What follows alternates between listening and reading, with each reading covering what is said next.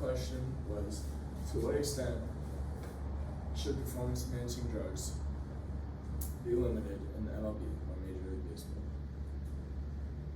Performance-enhancing drugs are drugs that are used to enhance athletic performance, build muscle, and limit recovery time for athletes.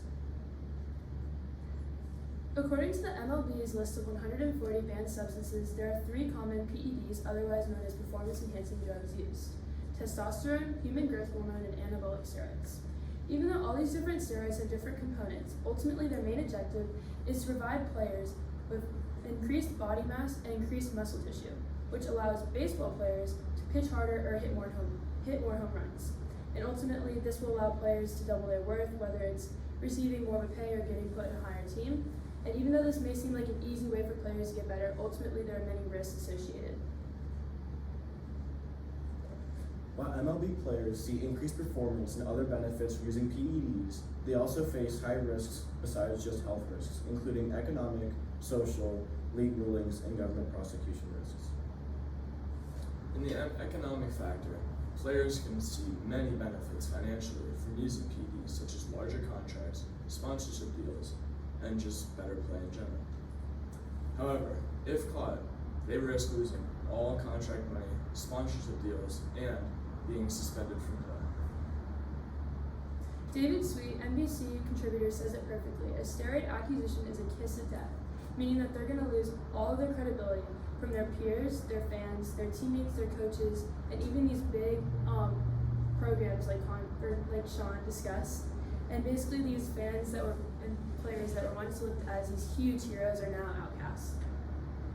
And then currently, the Bleacher Report produces sports coverage which is original. Discusses how the MLB has a 3 strikes you're out policy, meaning that your first time being caught with substances means that you're out for 50 games, second time is 100 games, and the third time you're out of the league completely. Obtaining and distributing PEDs without a legal license is illegal in the United States, and these penalties can be severe. Obtaining PEDs without a legal license can carry a maximum 1 year in prison with a minimum $1,000 fine, and if you're caught distributing them, you can face up to a $250,000 fine and 5 years in prison.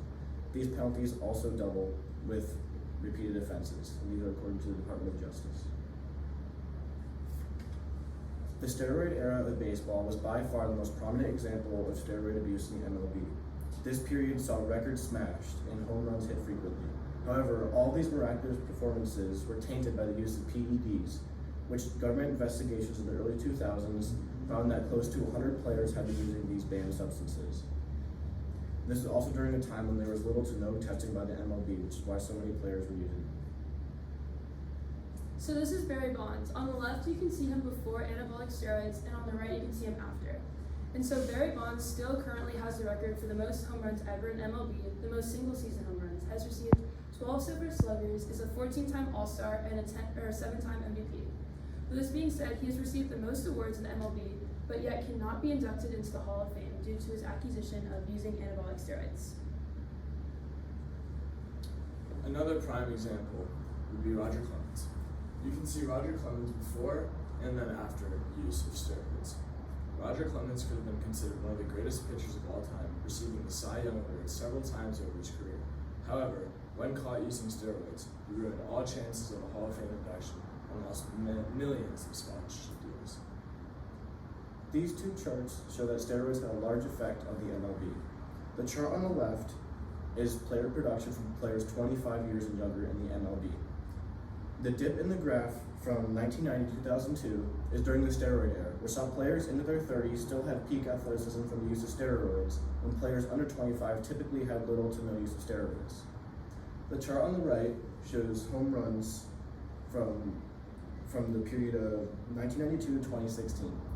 As highlighted, the steroid era saw the peak of these home runs, since steroids allowed for this increased muscle mass so more home runs would be able to hit. The decrease afterwards is due to, in 2006, as shown by labeled C on the graph, is when the MLB started implementing some testing protocols in the MLB. According to the World Anti-Doping Agency, otherwise known as WADA, they reflect the morals of how sports should be the celebration of the human mind, body, and spirit. However, doping constitutes this whole idea by constituting the spirit of the sport. Many may argue that taking these steroids levels the playing field, but ultimately there are many risks associated, and it ultimately is very wrong. From players that are actually trying their best and working very hard to put their whole heart and spirit into the sport, there are many players that are cheating and ultimately trying to get there through illegal methods that are going to make them get there faster and just are wrong. So with this being said, there needs to be a solution to permanently get rid of the steroid use in the MLB, and that's what our solutions will be about today. Our first potential solution is increased government control in the MLB. So that what this would look like would be the government acting as an overseer for the MLB, as in controlling MLB testing policies as well as rules and regulations. One implication for this is that players would fear a strong government presence in the MLB and could overall deter PED use, as players would not want to be prosecuted for violation of these rules.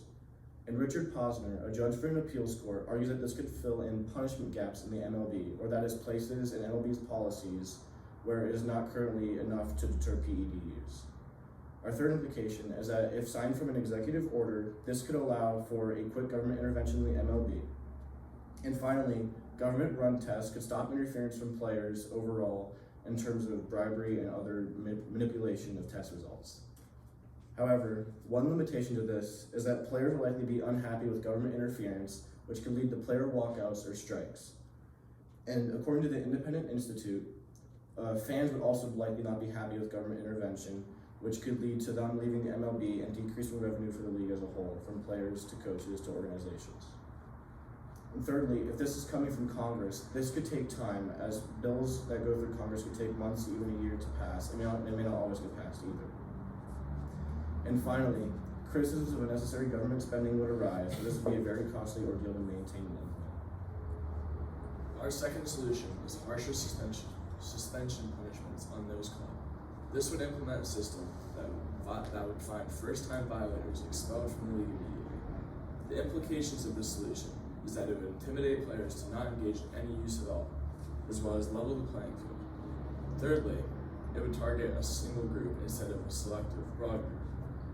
However, the limitations of this solution is that it would be very, very costly for the league to lose these entertaining players who are bringing fans to the stands by hitting many home runs. Also, players' associations, players, and league officials would probably have a very hard time agreeing to this deal, as it would expel many players who were caught.